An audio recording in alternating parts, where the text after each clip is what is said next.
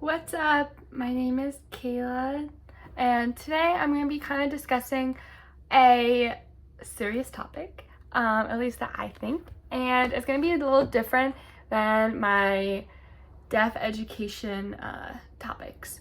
So I'm going to be discussing learning disabilities or disabilities in higher education. So I am a college graduate. I graduated in 2020, May 2020, in a BA with Public Relations and Advertising. And I kind of want to talk about my experience getting there and how it was there and some statistics. So, going to college is a really big decision. My parents were always in education, and they always, I think both my parents have more than their masters. My mom is actually in school right now because she has to maintain it for education purposes. Anyway, so going to college was never a question for me. It was always, where are you gonna go?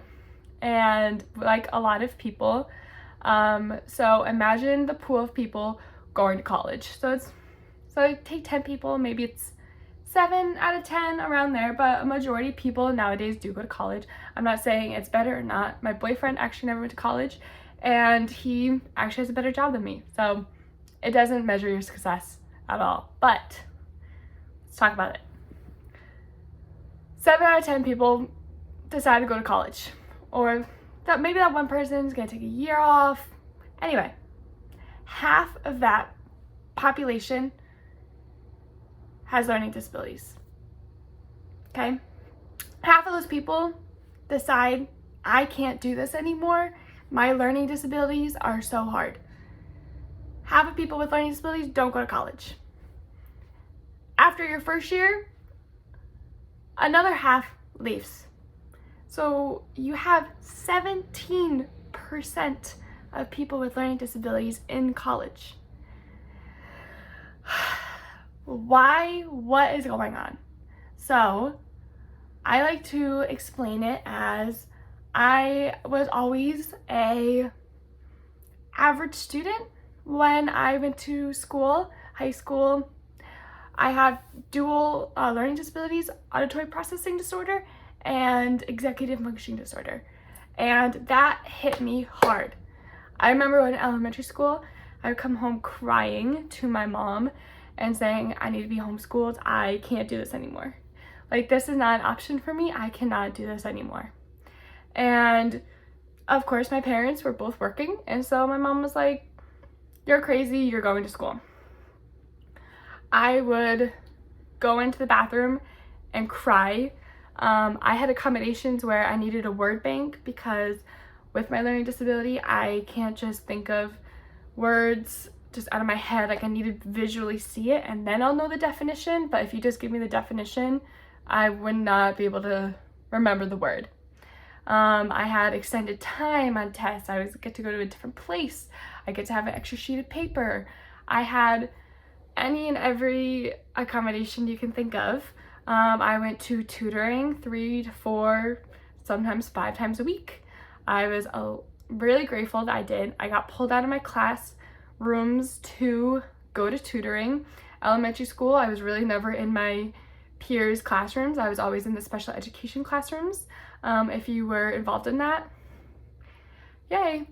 So my experience was the school system looks at someone with a disability the same no matter what disability you have. Some kids who are, I like to say there's a spectrum on disabilities. I know a lot of people use that word for autism, but there's a spectrum of disabilities. Some are high functioning, some are low functioning. Some people can't talk, they can't read, their brain level is, say, if they're level 10, they're really at level 1. They will put someone who's high functioning in the same classroom as them and teach them the same way. And that was really hard for me. I am more high functioning to members of society viewing me because I can hold conversations, I can act the part. But in reality, my brain cannot do any of it. I still don't know my times tables. I know you're probably thinking no one does. Well, you do. But higher education in college is, I remember going to colleges and they were like, we have great disability centers, like so many people come here with disabilities. We have like, we admit like 30, 40, 50% of people with disabilities. And me and my mom, who were touring these colleges, were like, great, that's amazing that they see testing will not be the only thing. I got great letters of recommendation. And this is where I'm going to get controversy, and I'm going to get it from people who do not have learning disabilities. Test taking.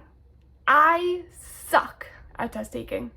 It's my executive functioning disorder. If you're trying to spread hate, look up executive functioning disorder, and then you'll understand it.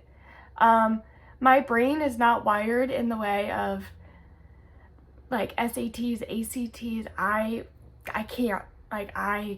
After I take a test, I need to sleep for like 10 hours because my brain is just so overworked, it can't do it. And that's what happened at the ACT. The lowest score you can get is a 16. I got a 17. Most of the people are scoring in their 30s. It's not an accurate measure of knowledge. And a lot of people who don't have learning disabilities also found this, but they kind of score in the 20s and 30s and they go to the ACT or SAT prep class and they're like, oh, it's fine. Like, I got better.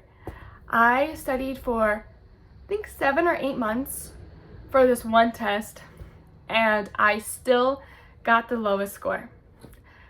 It's not a fact of studying, like tutoring or anything. It's a fact of learning disabilities and how they are shown on paper.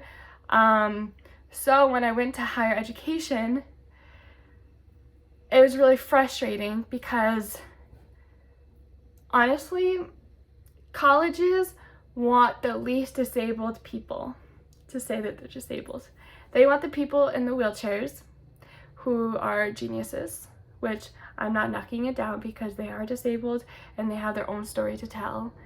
But they want to have that picture perfect person of a disabled person that you outwardly see them being disabled without being disabled. As again, autism, it's on a spectrum. They want the highest spectrum available for a kid with autism, and they don't want the lowest.